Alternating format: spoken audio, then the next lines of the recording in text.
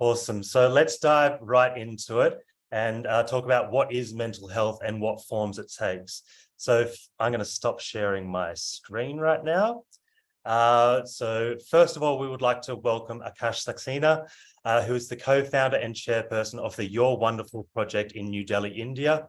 Started as a student-run organization, the Your Wonderful project has grown into an amazing group that works towards mental health awareness and accessibility through its dedicated team of psychological researchers and clinical psychologists. It tackles mental health-related issues and works towards removing societal stigma. The aim of the organization is fourfold, which is raising awareness, encouraging acceptance, promoting prevention, and facilitating intervention. Akash has worked with numerous organizations throughout India, including the World Wildlife Fund. And a quote that I found of Akash's that I think may really hit home for many of us watching today is that mental health is not something to be achieved as a goal, but something to be practiced on a daily basis. So Akash, thank you very, very much for joining us. Please share your screen and share your insights when you're ready. Thank you so much for that wonderful introduction, Elliot. Is my screen visible? It is now. All right. So I'm going to try and introduce mental health to all of you, although I gather that some of you already know about it. But I'm going to draw from my experience of what mental health has been for me, what I've learned over the years. I've been working in YWP, which is Your Wonderful project, for the past about 7-8 years now. So that is something I'm going to be reflecting on in my presentation. But before that, let's do a quick mood check. Let's check where we all are right now. So I would like all of you to drop an emoji or an emoticon in the chat right now, which reflects your current mood. Could be anything. Okay.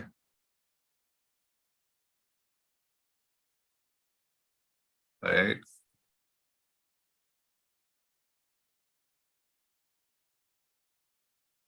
I see a lot of smiles and grins, so that's a good thing.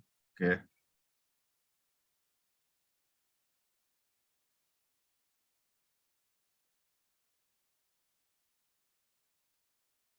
All right.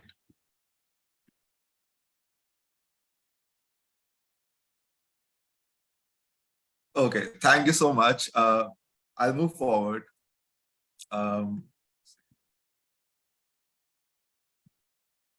So what is mental health? Let me talk about the scientific definitions first. So WHO says mental health is a state of well-being in which an individual realizes their own abilities, can cope with the normal stresses of life, can work productively, and is able to contribute to their community. Center for Disease Control and Prevention says mental health includes our emotional, psychological, social well-being. It affects how we think, feel, and act. It also helps determine how we handle stress, relate to others, and make healthy choices. But what does it really mean? To boil it down to lay people's language and to lay terms, I would say that mental health is a range between, hey, I'm feeling great, to, I'm really not feeling up to the mark today. And what we strive to do and what we should strive to do as a society is increase the factors and focus on the factors that help us feel great, or at least in this range overall, and reduce the risks that put us over here. And obviously, these are not absolute feelings. These, sometimes you come down, sometimes you go up. But overall, if, say, for a prolonged period of time and for a majority of time you're here, we can say that you have good mental health. So then what are the factors which we need to think about and which we need to focus on to make sure that we are in the good mental health area? That brings me to the biopsychosocial perspective. So contrary to popular belief, mental health is not something which is just psychological, and it can't be understood just through, say, cognition and emotions, but a range of factors affect how we feel and how our mental health is. Those could be biological, psychological, familial, social, environmental. Also, some categories that are not mentioned here are spiritual, cultural, and there are certain things in each of these categories that can promote mental health, and then there are risks in each of these categories as well. What often happens is when we are exposed to these risks, for example, if we see violence in our families, if we have experienced trauma, a lot of times we feel that we are doomed to be here. This is how it's supposed to be because we don't know any better. And that is where we need to understand that that's not the case. There are, factors that can promote our mental health as well.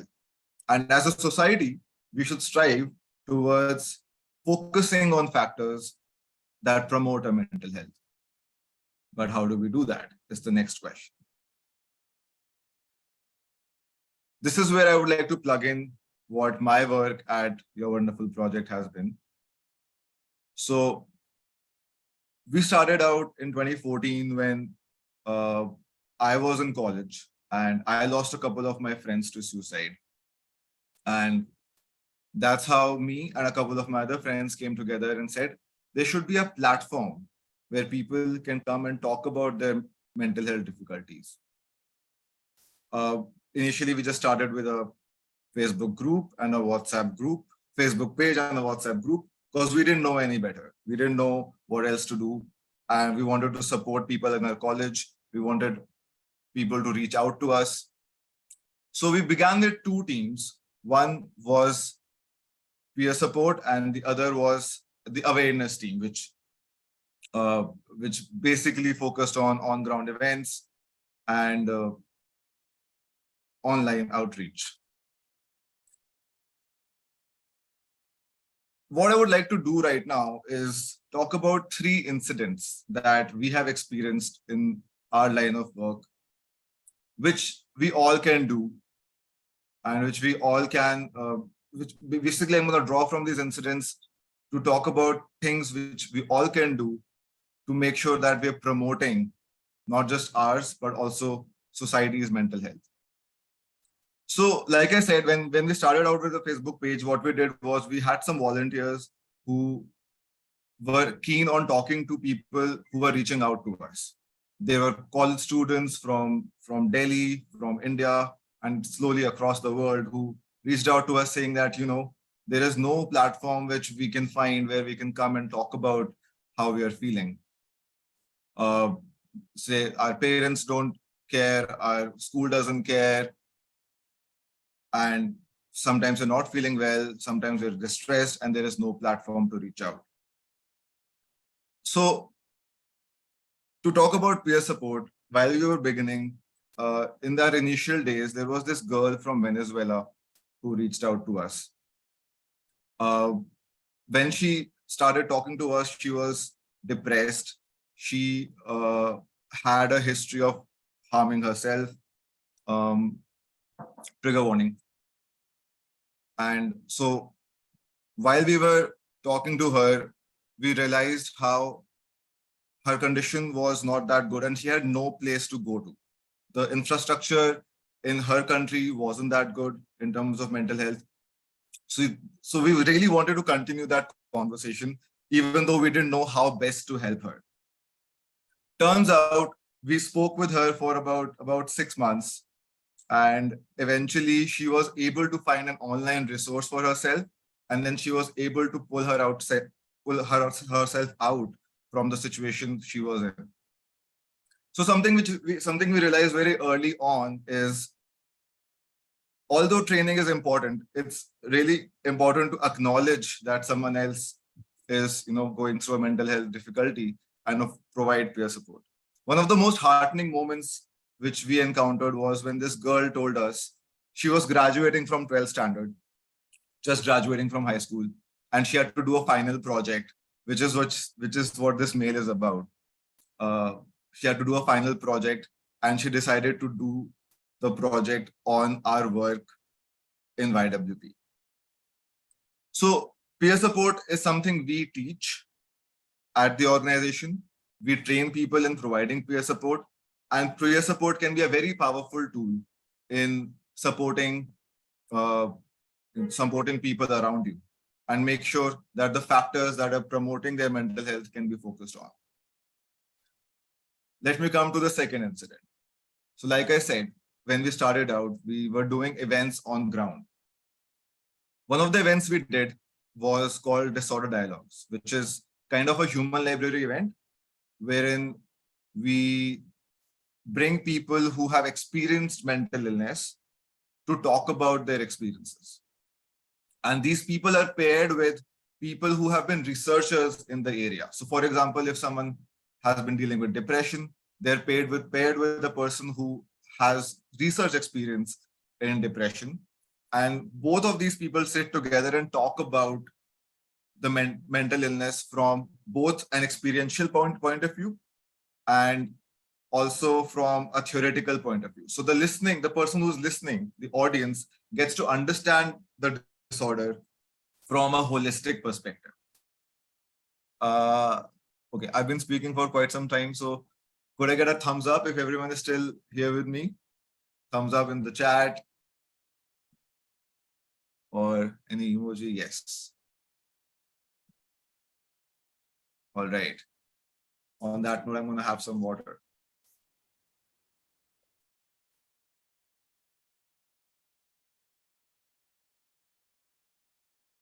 All right. So yeah, this is an event which we try to do every year, at least twice every year. And one of the things that happened at one of our events was something which was really mind-boggling. After I think our third or fourth event, when we were doing the fifth one, 2-3 years down the line, a high school student came, and this is an incident from Delhi, along with his father. And the father, when he was walking into the venue, he was very agitated. And he said that, this boy of mine, he keeps pretending and he keeps acting out that he has mental illness or he has depression. I am just here to tell you, I'm asking people to talk sense into him. And we said, okay, why don't you first sit down for the event? And through the course of the event, the father and the child got to listen to experiences of depression, of anxiety, of say bipolar disorder, and I think 3 more mental illnesses. I don't remember exactly which ones they were. And then they got a complete sense, a good sense of how people out there are also other people are also experiencing mental illness, and it wasn't just his son. Secondly, he also understood how there is research around, mental health as well, and it's not something which is out of the blue. There is scientific, there is literature, and there are theories which support, what mental illnesses are and how they happen, and the biological and social basis for them. What we also did at the event was we had 2 psychologists there, because naturally, if say 30-50 audience members are listening to so many people's experiences, firstly, they might get triggered. Secondly, they might feel that, okay, maybe I have some mental illness.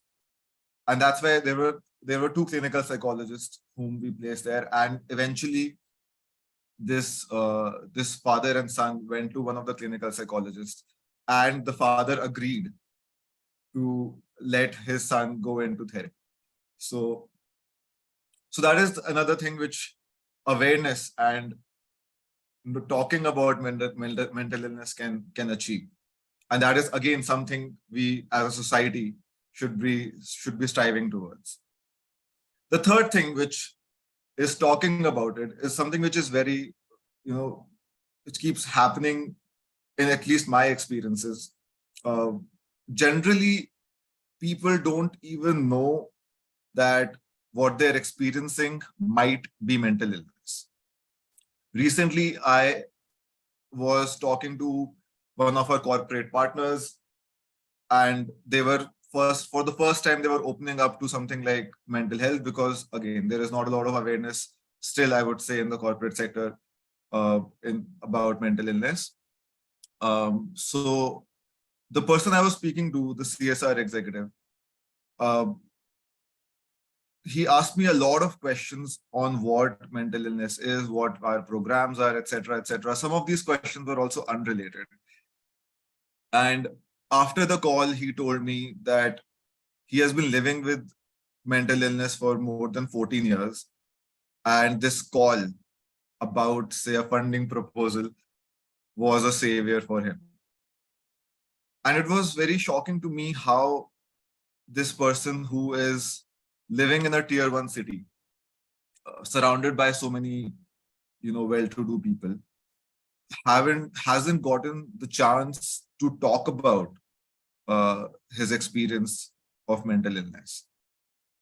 And that is what also, brings me to the point that sometimes you don't know who is experiencing what. And sharing your own experiences, talking about mental illness, talking about how it's important, can really help people share their own experiences and seek the help they need. Moving forward. So I spoke about what we should be doing as a society, as a community, and what should we be striving towards.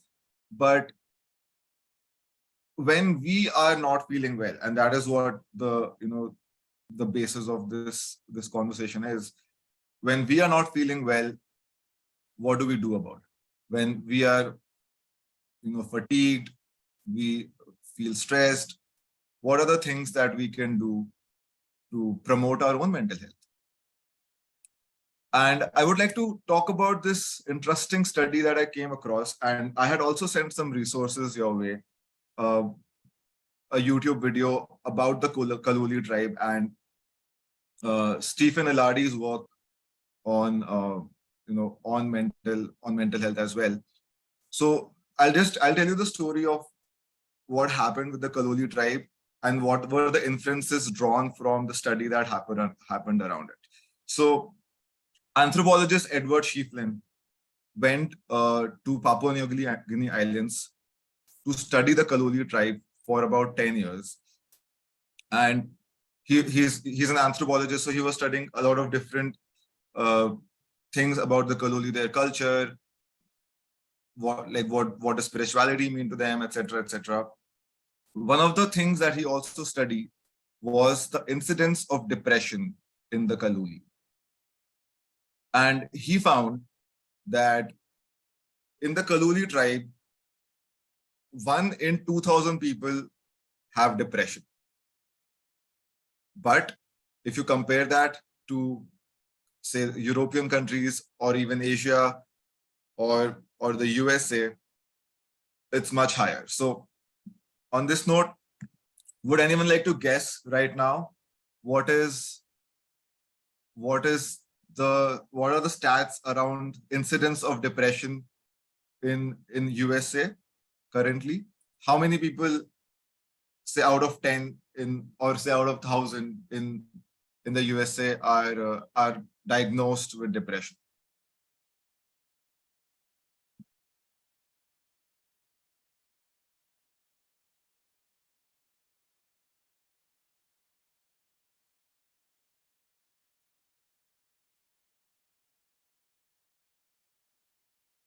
Okay, so let me reframe the question.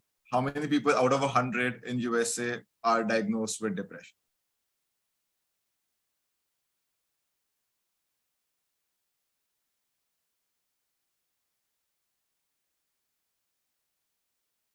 Interestingly, it's not 75 right now, but it's around 1 in 4. And what is happening is the number is coming very close. And this is not just, so 1 in 4 people are depressed, but overall, for different mental illnesses, the number is coming very close to 1 in 2. 1 in 2 people have some kind of mental illness. And that is also making scientists reflect on what should the diagnostic criteria even be, because they have a certain sense of what normal is. And on the basis of that, mental illness is, decided, what mental illness is decided. So if more people have mental illness, then the scales would not even make sense, because then what is even normal? But yeah, coming back to my point, 1 in 4 people in the USA are diagnosed with depression, which compared to the Kaluli tribe, which is 1 in 2,000, is a huge number. So, so what Dr. Stephen Ilardi did was he studied what behaviors and what are the things that Kaluli are doing, which the people in the US are not, which is reducing their mental illness or the incidence of mental illness, what is promoting their mental health in general. And he found 6 things, which I have laid down here. So what the Kaluli is a tribe who are hunter-gatherers. So they get around 4 hours of physical activity every day. And in the US, as you know, a lot of people don't get that much exercise. They have to go to the gym and they have to especially go out of their way to exercise. But for the Kaluli, physical activity is a part of their daily life. They have to travel huge distances. They have to, dance and all of that. They do, a part of their culture. So they get a significant amount of physical activity, which is more than 4 hours. In the US, the diet which people have, the ratio of omega-3 to omega-6 acids is 1:20. And the healthy balance of omega-3 to omega-6 is supposed to be 1:2. So again, the diets in say the modern lifestyle is kind of pushing us towards is really unhealthy, and the Kaluli consume more omega-3 fatty acids compared to, say, a typical person in the USA. Because they're hunter-gatherers, they are exposed to sunlight, unlike most Americans who are in their AC rooms throughout their day, because their house is an AC room, their car is an AC room, their office is an AC room. So basically they're living in an air-conditioned room throughout, and the theaters they go through are air-conditioned. So they not never, but a lot of times they don't get exposed to sunlight at all. Healthy sleep. So this is something which, technology has kind of started spoiling for us. So Kaluli get a good night's sleep and they're not troubled by technology or Facebook and Instagram notifications. Also, they don't get a lot of time thinking about their existence in the world. They are constantly engaged in communication and work. So there is a lot of anti-ruminative activity. And last but not the least, every night the Kaluli sit together with their community and they eat together and they talk together, which maintains their social connection. So just drawing from all of these things, Dr. Stephen Ilardi started a program where these 6 things were focused on. And these were things that all of us can very easily also follow and learn from. And he found that people who were engaging in these activities saw a decrease in depression. So overall, the study group he had, there was a decrease seen in the number of people who were depressed after they enrolled in this program. It was a 3-month program in which people were made to do all these 6 things, and a change was noticed. With that, I would like to come to the end of my presentation. So we have been working on mental health for the past 7-8 years now. Like I said, Your wonderful project has psychologists, has peer supporters. We have been into research. We also work with school children. So if you want to follow our work, please, you can go to our Instagram page or just message me personally as well. So I'll be happy to respond. Thank you. Over to you, Elliot. Thank you so much for that, Akash. That was, I think, really, really insightful. I think particularly those cultural insights that you mentioned, how we are often not looking after ourselves in the first place and doing those basic things to look after ourselves. And like we already sort of mentioned, putting others or animals first leads to sort of harming ourselves. But where do we start to identify, do you think, that the difference between a mental health problem or issue compared to everyday life stress when we're starting to look after ourselves, maybe? Right. So that's a question which I've encountered a lot of times. For some people, they're able to cope with a high amount of stress, and for some people, a little bit of stress can really trouble them. So I would say, and what also the mainstream view in psychology and mental health is, if you feel that your stressors are in some way making you dysfunctional, something which is hampering your functionality, then this is the time when you should be seeking help. Also, you can do a mood check with yourself every day. And if you feel that after, doing your chores, doing your activities, you don't feel good at the end of the day, then that's also something which can be, an indicator of reaching out for help. Thank you. I think that's really insightful because, it's something that I've often had conversations with friends about. Is like, how do you know when something is quite wrong versus you're just in a bit of a rut? And I think it comes down to checking on yourself, and as you sort of allude to, seeking professional help. That sort of leads us into our next question quickly. Is like, sharing feelings is important. But often we look at social media, for instance, and I know when I've looked at stuff in the past, I get a constant feed of, you've got depression or you get XYZ, and it reinforces this.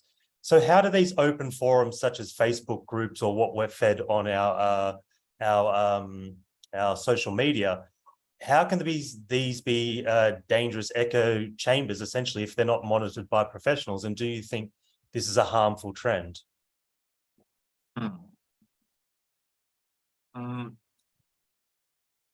I feel if say social media is reaching out to people who don't have a lot of idea about mental health, mental illness to begin with, then that's a good thing. But if you're someone who is aware of your own, and if you feel that there is something which you might have a mental illness, then Facebook is not the right place to learn about it, right? And even Google is not the right place. That's why we call mental health practitioners professionals, because that's where you should be going. And this is it's very similar to how you'll see things from the lens of physical health. When you have a cough and you go to Google to see what you have, Google will never say you just have a cough. It will say something very grave mostly. So the right place to go to is a professional. And I would also say that if you're getting confused, and that's the right time to withdraw from a forum which was initially, say, helping you learn more. But if you're getting confused, and that's where you should withdraw yourself and not get more confused. Yeah, absolutely. And for everyone joining at the end of the presentation today, we have a great online resource where you can filter by your country to try and find local mental health services rather than having to rely on Google and social media.